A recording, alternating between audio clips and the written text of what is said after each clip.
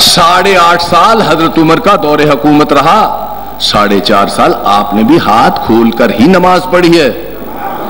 لیکن جب جنگ قادسیہ سے کچھ لوگ قیدی بن کے آئے اور انہوں نے مسجد نبوی میں ایسے ہاتھ رکھے تو آپ نے فرمایا کہ یہ ادا، اس میں بڑی سنجیدگی ہے، اس میں بڑی عاجزی ہے، اللہ کے دربار میں سب ایسے کھڑے ہو جائیں.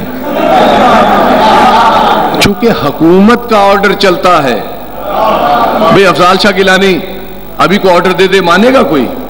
حکومت کا 1 گھنٹہ سب کے سب اپنی گڑیاں پیچھے کرو یا آگے کرو. کسی نے کہا ہم نہیں کریں گے. وزیر شاہ جیسے بہادر ترین انسان نے بھی، جو کسی سے ڈرتا ہی نہیں، اپنی گھڑی 1 گھنٹہ آگے کر لی.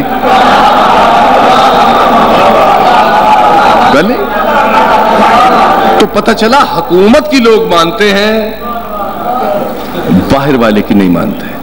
تو ساری حکومتیں جن کے پاس اسلام آج تک چل رہا ہے وہ سارے کا سارا بنو امیہ والا اسلام ہے، حسین والا اسلام نہیں ہے. میں نے اپنے گھر پہ لاہور میں علم شریف 8 سال پہلے لگایا. اسی مسجد میں مسجد غوثیہ میں خطبہ بھی دیتا تھا. سارے مولویوں کو سانپ لڑ گیا. یہ کیا پیر صاحب؟ میں کہا یہ کچھ نہیں ہے. درود تاج پڑھتے ہو؟ صاحب تاج والمراج والعلم.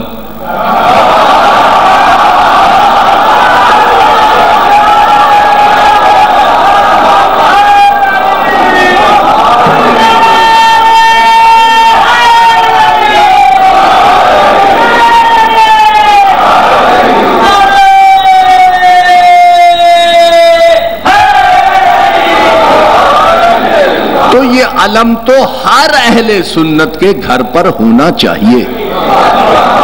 ہر اہل سنت پہ، شیعہ لگائے نہ لگائے. اس لیے کہ ہو سکتا ہے مومن شیعہ ڈر جائے کہ ہمیں کوئی مار دے گا. سنی کو تو ضرور لگانا چاہیے، اس لیے کہ سنی ڈرتا تو ہے نہیں. اس کو لگانا چاہیے، لگا کر دنیا کو بتانا چاہیے نہ ہم نون کی طرف نہ کاف کی طرف، ہم حسین کی طرف.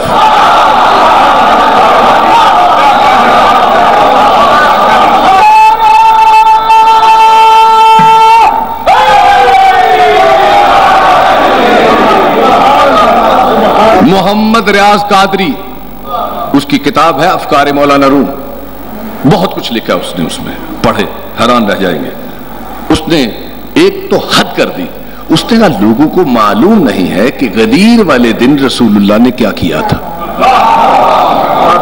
اس نے کہا غدیر کو نظر میں لا کر اور اگر وضو کر کے دل سے ایک بار علی کا نام لے لیں تو اللہ فوراً 1000 ختم قرآن کا ثواب دیتا.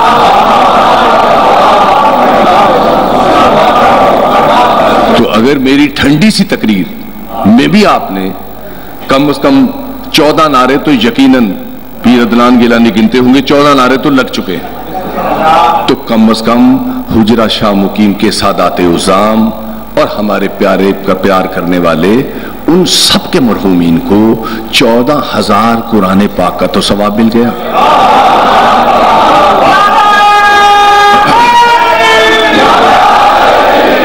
اور میرے بعد جب شاعر پاکستان جناب شوکت رضا شوکت صاحب جب پڑھیں گے تو آپ ہزاروں نعرے لگائیں گے، تو اس کا مطلب ایک ایک قرآن کے بدلے میں 1000 قرآن کا ثواب آج کی رات آپ کو مل رہا ہے.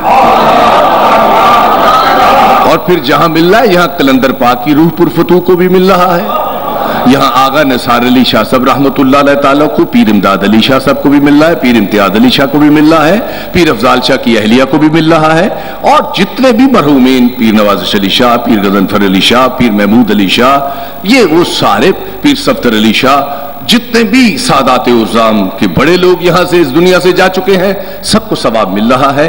اس لیے جن بڑوں کا میں نے نام لیا ہے ان سب کے چھوٹوں کو چاہیے کہ حسین کے گھر کی خدمت کریں، حسین کے گھر سے ساتھ رہیں. یہ دنیا بھی بہتر ہو جائے گی، وہ دنیا بھی بہتر ہو جائے گی. اس کو میری وصیت سمجھ لیں، اس کو میری نصیحت سمجھ لیں، اس لیے کہ زندگی کا کوئی اعتبار نہیں ہے. نہ جانے کس گلی میں زندگی کی شام ہو جائے، لیکن اپنے ہاتھ سے عشق آل رسول نہ جانے دینا. اگر یہ گیا تو سب کچھ گیا، اور اس کے ساتھ آنسو نہ جائے۔ آنسو بہت قیمتی متاع ہے، اس لیے کہ ایک غمزدہ ماں کی یہ خواہش تھی۔ ایک مظلومہ ماں یہ چاہتی تھی کہ بابا جب کوئی میرے حسین کو رونے والا نہیں ہوگا تو میرے حسین کو روئے گا کون؟ آپ سلامت رہیں، آپ کی نوازوں پر اللہ رحمت عطا فرمائے، حجرہ شاہ مقیم کے پیران عظام اور ان کے چاہنے والوں پر اللہ بے پناہ رحمتیں اور کرم فرمائے۔ جس نے جس محبت کے ساتھ آپ نے اس مجلس کا انعقاد کیا ہے، اللہ آپ کی اس عبادت کو قبول فرمائے، اور ایسی شب داریاں زیادہ سے زیادہ ہمیں کرنے اور کرانے کی توفیق عطا فرمائے۔ اور یقیناً اسد نے اور میرے چھوٹے بھائی، میرے چھوٹے بھتیجے جناب اظہر نے اتنے بڑے بڑے ذاکرین عظام کو بلا لیا کہ ایک کو ہی بلانا بہت بھاری ہوتا ہے، کہ آپ نے اتنے بڑے لوگ اکٹھے کر لیے۔ اس میں ہم جتنا بھی پیر وزیر علی شاہ صاحب، سجادہ نشین پھولا تولی والا کو شکریہ ادا کریں اتنا ہی کم ہے۔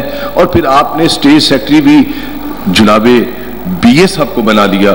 طفیل بی اے خود اپنے طور پر بہت بڑے ذاکر ہیں، اور ذاکر تو بتاتا ہی ہے کہ کچھ نہ کرو حسین کی ماں کو راضی کرو۔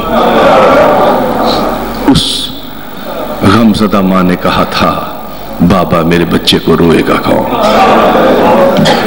اور پھر دیکھیں آنسو بے وقت ہیں۔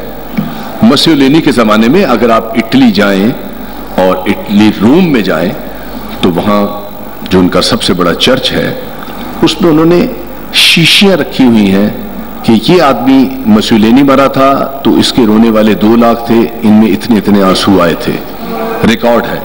مسولینی کے بعد بیلگراڈ مرا تھا تو اس کے رونے والے 10,000 شیشوں میں ان کے آنسو ہیں۔ اس کے بعد دمیترو گراڈ مرا تھا تو اس کے مرنے والے 500 شیشیاں ہیں۔ اسی طرح انہوں نے اسٹالن کے مرنے پر سب شیشیاں رکھی ہوئی ہیں کہ اتنے اتنے آنسو۔ خدا کی قسم لوگوں نے آنسو گنے ہیں، حسین کے غم میں جتنے آنسو بہے ہیں نہ اس کا کوئی گن سکتا ہے، نہ کسی کو اس کا ادراک ہے، لیکن آنسو گرا بے قیمت ہو گیا۔ لیکن واحد آپ کا آنسو ہے جو عشق حسین میں گرتا ہے کہ یہ بے وقت نہیں ہوتا۔ اس کو لینے کے لیے سیدہ کونین اپنا رومال لے کر آ جاتی اور دیکھ رہی ہوتی ہیں کون ہے میرے بچے کو رونے والا۔ ایک ماں کی خواہش ہے کہ میرے بچے کو رونے والا کون ہے۔ میرے بھائیوں، تو ماں نے کہا بابا میرے بیٹے کو روئے گا کون، میرے حسین کو روئے گا کون؟ تو رسول اللہ نے فرمایا بیٹی گھبراؤ نہ، اللہ ایک قوم پیدا کرے گا۔ اور میرے السلام میری بہنوں کو جو پردے میں بیٹھی ہیں، کہا اللہ ایک قوم پیدا کرے گا جس کی عورتیں تیری عورتوں کو روئیں گی، جس کے جوان تیرے جوانوں کو روئیں گے، جس کے بچے تیرے بچوں کو روئیں گے، جس کے بوڑھے تیرے بوڑھوں کو روئیں گے۔ تو کائنات کی صادقہ صدیقہ بی بی نے یہ مہر لگا دی کہ بابا پھر میں بھی اس وقت تک جنت میں نہیں جاؤں گی جب تک اس قوم کا ایک ایک بچہ جنت میں نہ چلا جائے۔ خدا کی قسم تم جنتی ہو۔ میں اپنی تقریر شروع کرنے سے پہلے اپنے چشمے دل سے جنتیوں کو دیکھ رہا تھا۔